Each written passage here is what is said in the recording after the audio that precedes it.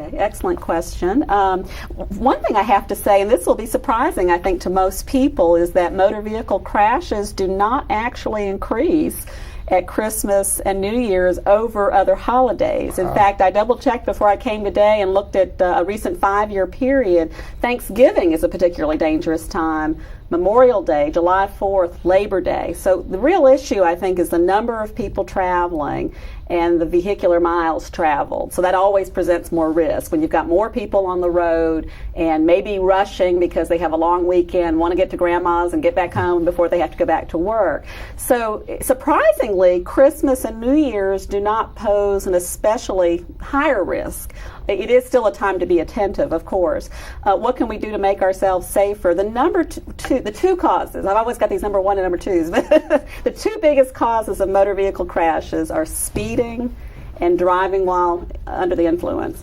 And so, of course, people can stick closer to the posted speed limit. That would be a big help to all of us if people did that more often. We know on I-40 that doesn't always happen, but that's a big issue. Wearing your restraints, safety restraints. So whether it's a child in a child safety seat or an adult, making sure they're got their shoulder and lap belt connected. Those are critical to the severity of injury and life or death.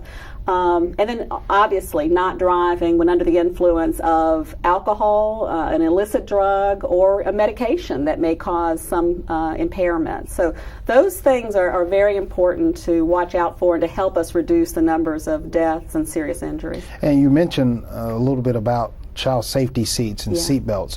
What are the guidelines for parents? A lot of them still getting confused. My child is this big. You know, he or she is talking. Right. Why do I need a booster seat? Well, I'll tell you, these ladies are the experts, so I'm going to look back at them on that. And I can tell you that we always err on the side of best practice.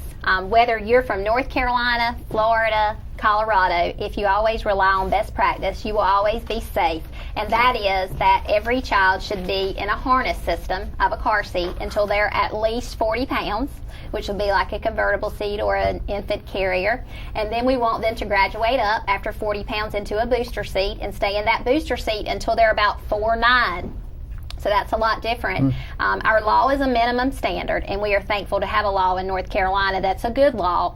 But in order for everybody to travel safely, if you follow best practice, which is they're not ready to go into a seatbelt until they're about 4'9", then you'll always be safe. And so here in North Carolina, if they have questions on weight and ages, you can actually go to buckleupnc.org, that website, and it has extensive information on it, or you can go to our website and see information on that. Okay, great.